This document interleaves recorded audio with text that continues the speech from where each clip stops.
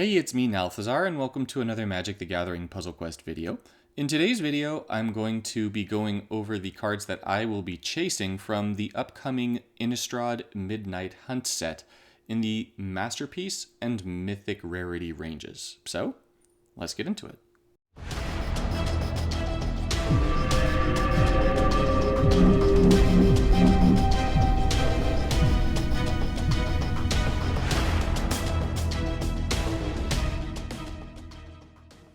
I'm putting Masterpieces and Mythics together because you can hunt them sort of specifically with mana jewels, and so these are the most chase worthy as they are the cards that you will most easily be able to try and chase. The other cards in the common, uncommon, and rare rarities are going to be more cards that you'll be looking out for as you are opening packs, as you are more likely to pull those in packs. Now, this set is actually kind of odd in that there isn't any single card that I've seen that just really stands out as an I have to have this one card because this one card is really, really powerful. There's nothing that really resonates with me like Tiamat did, or the Dragon did, or Old Gnawbone did as examples from the previous set. With that said, there's just a lot of cards that go together in this set. There seems to be a lot of cohesiveness with the cards in the set, and so there are a lot of different cards that I want to have together in order to be able to play with them. So keep in mind that as I say that these are cards that I'm going to be chasing. I have a lot of mana jewels, and so I'm going to be actually probably using some of them to get specific cards from this list. But if I did not have a lot of mana jewels, I would try to probably let the set come more organically to me. So the first of those cards is Ghoulcaller Gisa. Ghoulcaller Gisa is 12 mana for a 3/4. She has Invoke, one of our new mechanics that means that she is two-sided. And then she has Invoke with Stitcher Geralf. Now, Ghoulcaller Gisa's bread and butter abilities come from her Activate ability and then what happens on the bottom for that trigger, right? So she has Activate 2 black, target creature gains imminent death. Now, this is a phenomenal ability on a creature because triggering 2 black gems is going to be pretty easy with all of the gem conversion that we're still going to have in standard post-shift. And to give target creature imminent death means that it's either going to lose a reinforcement every turn, or if it doesn't have a reinforcement, it dies. So every turn, so every one of your opponent's turns, or every one of your turns. But this is a really big deal because basically, Ghoulcaller Gisa can serve as complete board removal for your opponent's side of the field just with this ability. Now, as long as they're not playing like heavy tokens, you'll just be able to eliminate everything that they are doing, which is incredibly powerful. But beyond that, and I would use her, honestly, if she just had that Activate 2 black, she also has, when a creature you control with imminent death dies or loses a reinforcement, create 2 zombie tokens. And then she also has, if not invoked, this effect triggers when any creature with imminent death dies or loses a reinforcement instead. Now, this ability here is phenomenal, especially because you don't have to invoke her, right? I mean, when you get her, I mean, unless you only have Stitcher Geralf and then you want to test her out. But once you've actually pulled Ghoulcaller Gisa, then at that point you don't invoke. You just draw her and then play her, right? And so since those imminent death tokens, right, the decayed zombie tokens that you're going to be creating, you can just put the imminent death, or sorry, they're not decayed. You could just put imminent death from her ability, since you can do it to target creature, on your zombie token stack. And then that means that every one of those turns, your zombie tokens are going to lose a reinforcement to gain 2 reinforcements. So they're just going to start getting bigger and bigger and bigger and bigger. And so you're just going to be able to make an absolute ton of zombies. And so this is going to be a little bit of a theme that you will hear with a number of the cards in this rarity range. But this this card in particular really makes me think of the Planeswalker Liliana Death's Majesty, whose third ability only costs 15 loyalty and creates a support token that has when a zombie enters the battlefield, it pings your opponent for 4 damage and does not reinforce, meaning you can get multiple copies of that support down.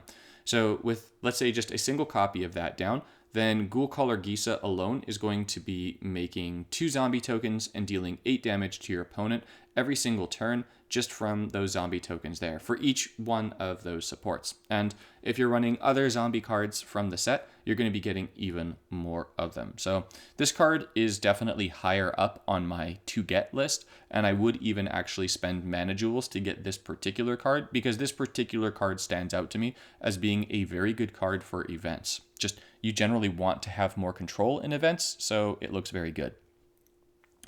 The next one is going to be her flip side. If ever I'm showing you a double-sided card, I will show you the other side as well. So you've got Stitcher Geralf, which is a 15 mana support. I should add that this also is a card that I will be trying to get. So all of the flip sides are actually cards that I'm trying to get as well. So for Stitcher Geralf, it has Invoke Ghoulcaller Gisa. It has Mana Field, so if you match a gem adjacent to the support, or you match the support, for the first time each turn, you're going to destroy the top card of each player's library, so it's going to slowly mill people out. But the bread and butter of this card is going to be what happens if it's not invoked. So it's going to activate 3 blue gems, and then you're going to exile the last card of target graveyard. Then you're going to create a decayed zombie token. Now, if it's not invoked, it's going to actually create X decayed zombie tokens, where X is going to be equal to half the exiled card's cost, rounded down. So most decks that I see in Platinum right now, in Standard, tend to have, at least from what I see, the lowest cost of about 10 per card. So let's say that we've got that lowest cost of 10, and you're able to trigger all 3 activated blue gems in a turn. You're going to be exiling 3 cards from, let's pretend your graveyard for a moment, or your opponent's, doesn't matter. But you exile 3 cards from graveyards. Let's say it's just 10, 10, 10, that's 30 mana. You're going to be getting half that in decayed zombie tokens. So you're going to be getting 15 of those decayed zombie tokens. My guess is that decayed zombie tokens are going to be 2/2s. It's possible they'll be 1/1s, but they seem to be trying to stick a little bit closer to paper. And then those decayed zombie tokens are basically just zombies. So they should be 2/2s, which means that you're getting ultimately the full mana cost in power of the cards that you're exiling. So this is going to passively make an absolute ton of zombies, which is going to be very nice with all of the other things that are making zombies in the set. And zombies just tend to be fun. I think that this card costed at 15 mana is going to be a little bit too much, especially because we are losing a lot of our self-mill with things like Garuda rotating out. But nonetheless, this is still a phenomenal card, and it's one that I want to play with more like for funsies, right? Our next card is going to be another flip card. So this is going to be one of the new flip cards with Daybound, Nightbound. So you'll see that it has the new transform icon right there in the white triangle. That means that that's the front side. You will also see the sun next to it. That just means that it's Daybound, right? So this is going to be 9 mana for a 1/2. And then at the beginning of your turn, you're going to convert X gems to green, where X is the number of creature cards you control, including their reinforcements. There's no cap on this, which means that you can potentially convert the entire board to green, which definitely makes this a really cool card to pair with Nissa Worldwaker. She's already such a great planeswalker that even though this card, at least to me, would only be really great with her, it's still going to be a fantastic card to try and get just because she is so prevalent and so good. Now, the flip side of Lambholt Elder is actually pretty solid as well. It's got Nightbound, it's a 4/5, and at the beginning of your turn, this creature gets +X/+X, which is going to be a permanent buff, where X is the number of green gems up to 6. So, I mean, you're never going to have fewer than 6 green gems on the board if you've got the Lambholt Elder also, and then just general gem conversion that green has. So let's just go ahead and say that this buffs 6/6 per turn, which is, already solid. And then when this creature deals combat damage to your opponent's planeswalker, draw a card. So between this one buffing by 6 every turn and drawing a card, and then this one converting gems, you're going to wind up drawing cards and then converting gems and playing them, and then drawing cards and then converting gems and playing them. So the two sides look like they are fairly symbiotic, and so this definitely looks like a card that will be fun to play with. So I want it. Our next card happens to be another transforming card. This one is Mondronen Shaman. This is a 10 mana 3/2. It has Berserker and Trample. It has the new Daybound Nightbound mechanic. We can see the little white triangle symbolizing that this is the front side of the Mondronen Shaman. And it has, when this creature deals combat damage to your opponent's planeswalker, all cards with Buried in your graveyard gain 2 mana. So one of the big issues with Buried is just getting the cards with Buried in your graveyard mana. And so since this is red, there's going to be a lot of really cool red-blue shenanigans in this set regarding Flashback and Buried. And so being able to give those cards even more mana every single turn reliably is going to make it so that you can maybe make some really nasty Flashback decks, which means that I really like the idea of this card. I love graveyard decks, so I love the idea of playing with this thing. You will probably want to try and find a way to give this thing double strike, because that will make it so that you're going to give all the cards 4 mana instead of 2 mana, and then you're going to want that also so that it's likely able to survive a little bit better when it strikes other creatures, because it does indeed have Berserker and it only has 2 toughness. The flip side of Mondronen Shaman is going to be Tovolar's Magehunter. This is a 5/5 and has, when your opponent casts a card, deal 2 damage to your opponent's planeswalker. Then it has, at the end of your opponent's turns, all cards with Flashback in your graveyard gain X mana, where X is the amount of damage dealt to your opponent's planeswalker this turn. So the way that your opponent is going to be taking damage on their own turn is maybe they do something foolish to hurt themselves, but this is going to deal 2 damage to them every time they cast a card. Furthermore, if you wind up actually having some kind of flash card that is able to deal direct damage to your opponent, then that is going to make it so that all the cards with Flashback in your graveyard are going to just get a tremendous amount of mana, because this is a direct 1-to-1 ratio, and so you're going to be able to do some pretty nasty things if you indeed have that at your disposal. So, as I mentioned, I'm really excited to try out the whole Flashback mechanic with this particular set, and so the Mondronen Shaman along with Tovolar's Magehunter seems like an excellent pairing to be using with red-blue Flashback. Our next card is a white-green angel. It is Sigarda, Host of Herons. So Sigarda is 18 mana for a 5/5. She has Ward, so drain 6 mana from your hand or she gains Hexproof. Frankly, I've never seen Greg pay a ward cost, so she basically, for all intents and purposes for PvE, is a 5/5 flying Hexproof. With, while on the battlefield, your other creatures gain prevent damage.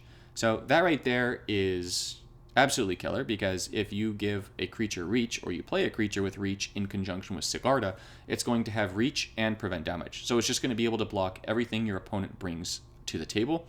It's not going to take any damage from blocking everything, and it's going to be dealing its power back to all of your opponent's creatures.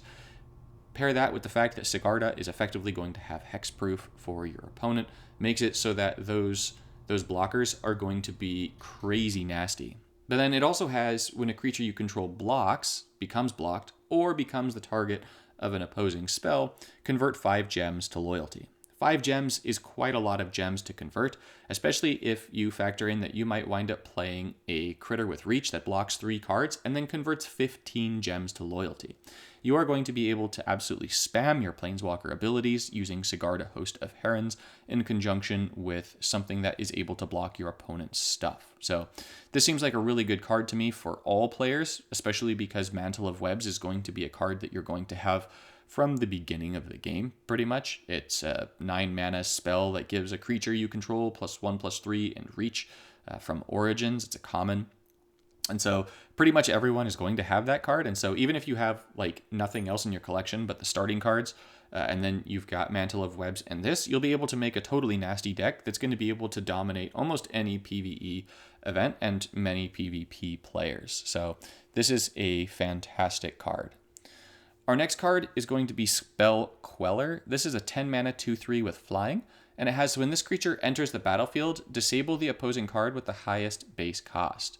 Then, when this creature dies, you may create a copy of a random opposing disabled non-token card into play under your control.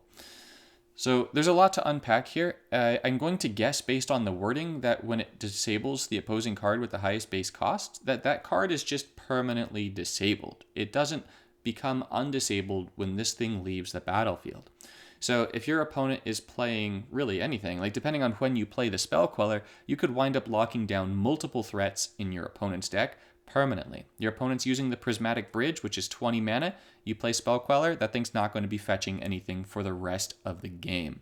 Your opponent is playing Tiamat or the Ur-Dragon or Old Gnawbone. You bring this thing down, and those are neutered for the rest of the game. You don't need to waste your removal on them. They're just not going to be able to do anything. So this seems like a pretty phenomenal card to be running in your decks, especially for events.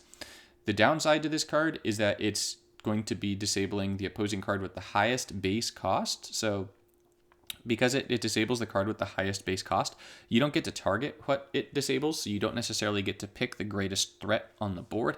However, given that the card is disabled for the rest of the game, I think that that's definitely worth it. And then if your opponent winds up killing the thing, then you get a copy of whatever it is that you disabled. And since you're disabling the thing with the highest base cost, it's probably going to be something good.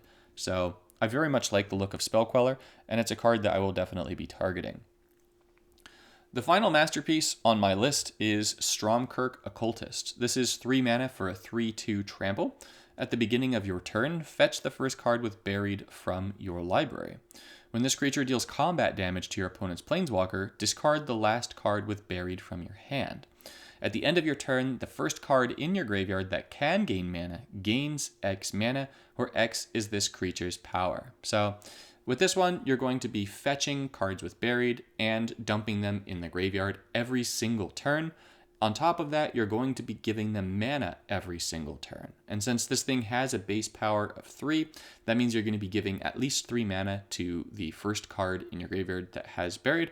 However, more likely than not, you're going to either get multiple copies of this down or you're going to find some way to buff it. And so you're just going to wind up giving massive mana to that first card every single turn. So I see this being a card that is able to fetch, discard, and play any single card in your deck with Buried on any given turn once you've got this thing set up, which definitely seems very cool to me. Once again, red-blue flashback looks really cool to me. It's something that I really want to try out. And so Stromkirk Occultist is going to be a card that I want to have in my collection to try and play it with that mechanic. The first in line for the Mythics is going to be the first of the adversaries. So all 5 of the adversaries look pretty good in this set. The red one is Bloodthirsty Adversary. So it's 6 mana for a 2/2 with haste. They all have level up, and they all have, when this creature enters the battlefield, you may drain all mana from your hand and graveyard. If you do, this card's level is increased by the amount of mana drained this way. Honestly, I could see it being pretty easy to get 30 to 100 mana drained pretty quickly, especially if you're running pretty heavy gem conversion. I've made some gimmicky decks in the recent past that have been able to drain 100 plus mana from my hand. So I don't see that being a massive complication in using a card like Bloodthirsty Adversary or any of the other adversaries for that matter. That said, I do expect a more realistic total to be somewhere between 20 and 30 mana drained. Now, they have when it enters the battlefield, you may drain the mana, and then they have an ability based on that. So the Bloodthirsty Adversaries is going to be then, this creature gets +X/+X, and the first X spell cards in your graveyard with base cost 3 or less without Buried gain Flashback and Buried 9. Those cards gain full mana. X is equal to this card's level. So, as I said, if you wind up getting this to a pretty easy and solid 30, then that means it's going to be level 30, meaning it's going to come into play with a 30/30 buff, and the first 30 spell cards in your graveyard with base cost 3 or less without Buried gain Flashback and Buried 9, and then they would gain 30, or they would gain full mana, right? So that makes it pretty easy to actually cast those cards. Now, there aren't very many 3-cost spells that will be in the current standard, especially not ones that I would really want to cast. But with that in mind, the spells that I would want to cast do happen to be in red. We have Rite of Flame, which is from Puzzle Masters. That is going to give the first card in your hand 6 mana. It's going to ignite, and then if the threshold is met, it's actually just going to give 8 mana instead, which is actually going to pair really nicely with the Bloodthirsty Adversary because you're going to be draining all of your mana, and then it's going to let you just cast all of your Rite in Flames, which is then going to renew the mana to all those cards in your hand that you just drained. And then you've got Demolish, the classic red support removal. So I see this being able to enter the battlefield and hit your opponent with a very high haste amount fairly easily. And then beyond that, because the card's level is going to be static, then you can play any other copies of the adversary, and you really don't need to charge up mana in your hand for any of those other copies, but you will probably have some residual mana just because it only costs 6 to play it, and then it will gain the buff and have the ability based on its level. So if, let's say, you've got the first copy down at level 30, and then the next one you play just for 6, and then, or for 6 you've got like even just 1 mana in your hand, right, to be able to drain from your hand and your graveyard, then it's going to bump up to 31. It's going to get a 31 power buff when it enters the battlefield. So I see these creatures as being potentially very good. However, it's just going to be a matter of, is the mana drain going to be worth the incredible amount of power that they have? The next card on my list is Geistflame Reservoir. This is an 8 mana support with 3 shields. It also happens to have level up, and it has mana field. So the mana field is going to say discard a card, draw a card, it gains 3 mana. The real bread and butter for this card is going to be in the casting a spell. So on your turn, whenever you cast a spell, increase this card's level by 1. And then at the beginning of combat on your turn, you may deal X damage to any opposing target, where X is 2 times this card's level. If you do, this card's level becomes 1. Now, this is a card that I see pairing very well with Wizard class, where you can pretty easily cast 10, 20 spells in a turn. And so this could just be another win con card for you in a deck like that. I wouldn't personally use this as much in a green conversion deck, just because you might wind up destroying it from the green gem conversion landfalls. However, for a Wizard class deck, this will be very easy to get off. I don't see this in any way being a chase card. However, if you wind up getting it and you do have Wizard class and you maybe don't have better options for killing an opponent, this will be a pretty easy way to go ahead and take that opponent out. The damage that it can deal is very significant, and the mana field being able to discard and draw a card and give it mana is just going to further enable all of your Wizard classes to give all of your spells in your hand mana. So I just see it as a potentially fun card. I don't see it as a potentially great card, but I definitely want to try it out because I can see it doing quite a lot of damage in the right deck. Next up is going to be the white adversary. There happen to be adversaries for every single one of the colors. The white one is called Intrepid Adversary. This one is a 3/1 with the level up and lifelink. It has, like all of the adversaries, when this creature enters the battlefield, you may drain all mana from your hand and graveyard. If you do, this card's level is increased by the amount of mana drained this way, and the special effect for the Intrepid Adversary is while on the battlefield, your other creatures get +X/+X, where X is equal to this card's level. So if we use that 30 number that I threw out there for the red adversary, that means that you play this thing, and if you have 2 other creatures down, you're giving them +60/+60 total, right? 30 to each of them. So this is another one that I could see being potentially very strong, especially because you're going to be able to play multiple copies of these, and in playing multiple copies of them, you're going to be able to boost the level. Unfortunately, because this one's ability is more of a passive ability, it's not going to be stacking without like more of them draining more mana from your hand. However, on the plus side, it's giving this boost instead of just to it to all of your creatures. So it may make it so that you're able to defeat your opponents even faster. So I do quite like the white one as well. The next card on my list is Poppet Stitcher. It's a 10 mana 2/3 wizard, and at the beginning of your turn, if you control 3 or more creature tokens, including their reinforcements, create a Poppet Factory token.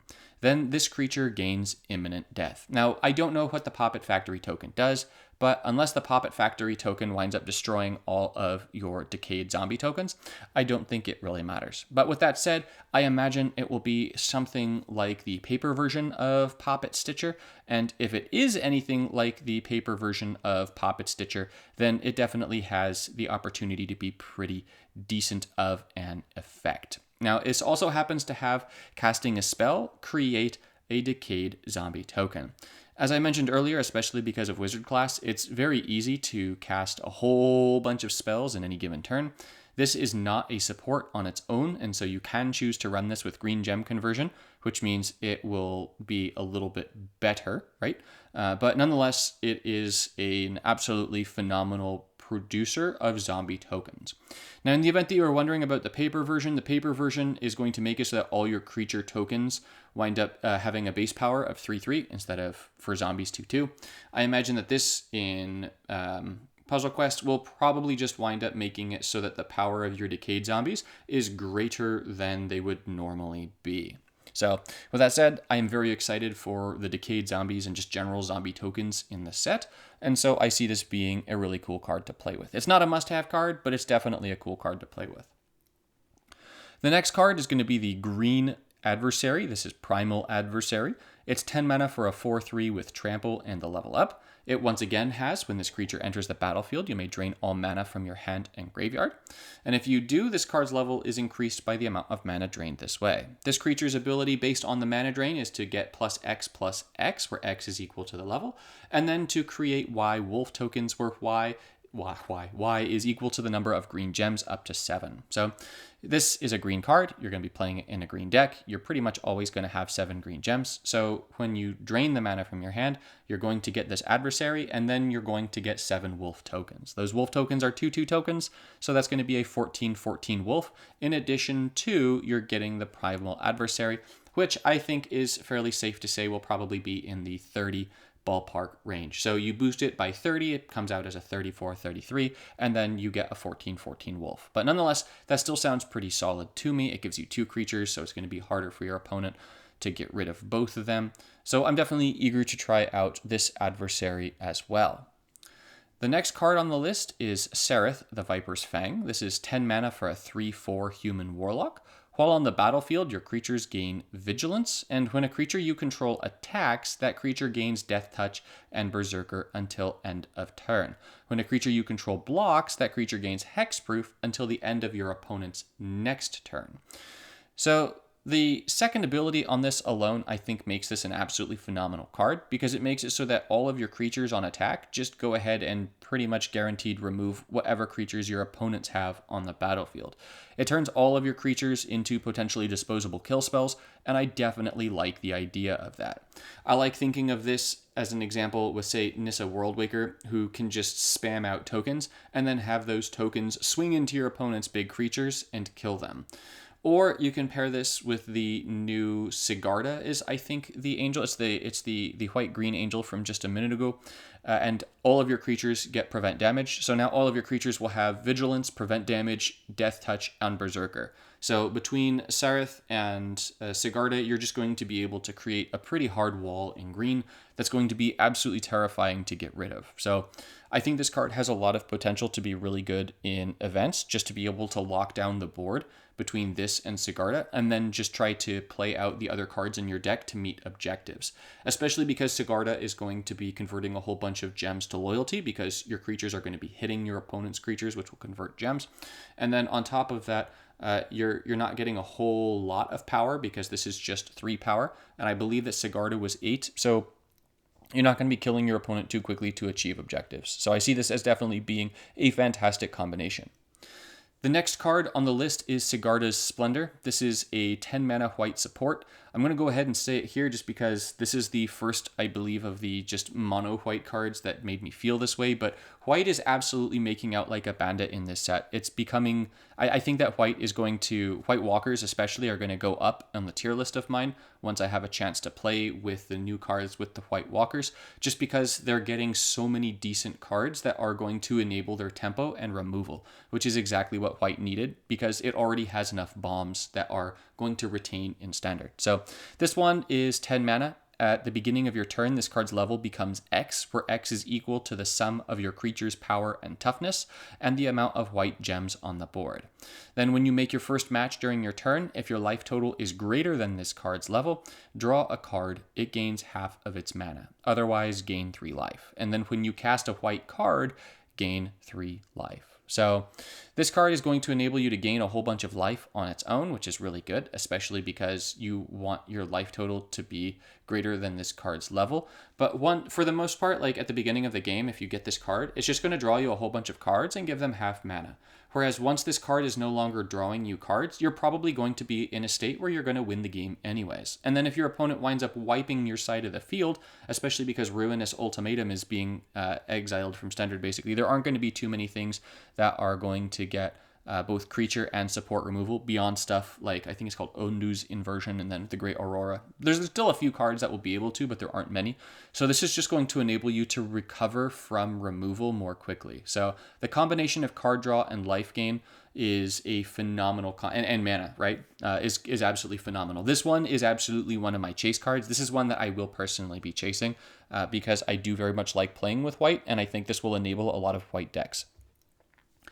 The next card is the Blue Adversary. It's Spectral Adversary. So this is 14 for a 2/1. It has the same ability as all the adversaries with. When it enters the battlefield, you may drain all mana from your hand and graveyard. If you do, this card's level is increased by the amount of mana drained this way. It then has, this creature gets +X and disable X opposing cards at random until the beginning of your next turn, where X is equal to this card's level. So I think that this one has potentially, right, maybe some of the most potential of the adversaries, especially in coalition events, because you can get this one down and you really don't need to drain all that much mana from this. Even if you wind up draining 10 mana, this thing goes to level 11 and it's going to disable 11 of your opponent's cards until your next turn. And so if you run this as your only creature with the Prismatic Bridge and Turn Timber Symbiosis, and then just a bunch of other cards that are going to fetch and put creatures onto the battlefield, then you're going to be able to play one of these every single turn. Most turns, I should say, right? And so most turns you're going to be able to drop one of these down and you're going to be able to disable all of your opponent's creatures and all of your opponent's supports. So you're going to be able to lock down your opponent fairly effectively with it. The downside to this adversary as compared to the others so far is it does have a somewhat high mana cost at 14, so it will definitely be harder to have mana stored up in your hand.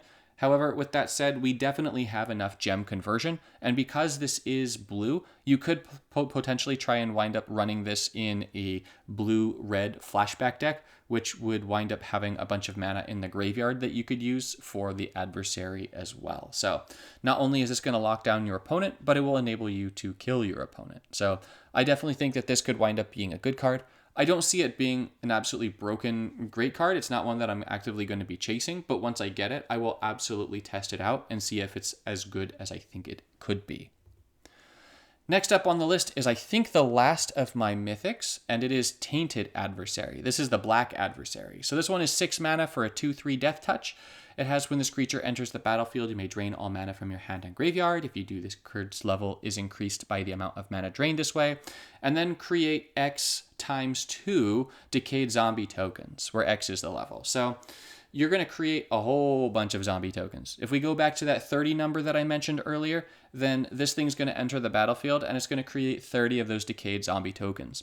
30, so times 2, right? So it's going to create 60 of those tokens. If it's creating 60 of those tokens, that should be 120 damage in power of tokens. And if you're running this in conjunction with Liliana Death's Majesty, then you're going to get 4 damage down for each of those tokens. So those tokens just entering the battlefield are going to do 240 damage directly to your opponent's face if you wind up having 30 mana stored up. This card is actually, of the adversaries, the one that I personally want the most because I see the most potential practical uses for it, and it just serves as a massive bomb that you're just going to be able to immediately kill your opponent with. So it's not going to give your opponent any time to respond. There's nothing they can do if you wind up playing this and you have that Death's Majesty token down. So there's a lot of cards that I'm excited to try out with Liliana Death's Majesty, but this one's pretty high up on that list. So once again, love the idea of the decayed zombies and generally the zombie tokens. So this is indeed it for the mythics. Let me know if there are any mythics that you saw in the set that I don't have labeled as a chase card for me. I'd be very interested in hearing why it's a chase card for you if it's not one for me, and what it is that you are planning to do with it. So thank you so much for watching as always, and I'll see you in the next one.